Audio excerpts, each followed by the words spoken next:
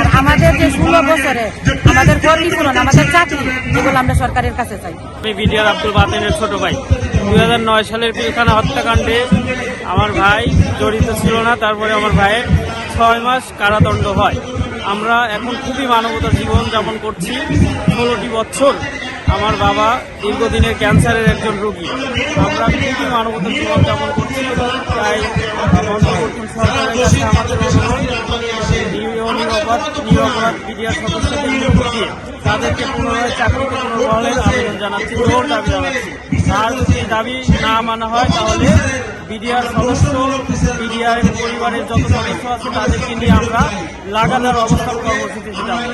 আমরা 16টা বছর আমরা অনেক কষ্ট করছি, অনেক কিছু আমরা চাপা দিয়েছিলাম। আমরা সন্দেহ রাখতে বলবো, আমার দুইটা ছেলে মেয়ে ভিতরে পড়াশোনা করতো পিলখানাতে। আমার হাজবেন্ড নির্দোষ ছিল, 2013 সালে আপনার খালাস পাইছে, তারপরও মুক্তি দেয় নাই। একটা বিস্ফোরণ মামলার জন্য বের হইতে পারে না। এই ব্রিটিশ সরকার শেষ চলে যাওয়ার পরে আমরা মনে করেন এই বিচারটুকু আমরা একটু পাইছি। তো আমাদের যে পিছনে যে দিনগুলা গেছে, যে কষ্টগুলা হয়েছে, আমাদের এগুলা বলে বুঝাইতে পারবো না। আমার দুইটা ছেলে আমাদের পিলখানা থেকে স্কুল থেকে বের করছে, আর একটা হচ্ছে বিডিআর ভিতরে মানে প্রাইমারি স্কুল ছিল, এইটা থেকে বের করা দেওয়া হয়েছে। তো আমরা অনেক কিছুতে বঞ্চিত হয়েছি, অনেক কিছুতে ভুক্তভোগী হয়েছি।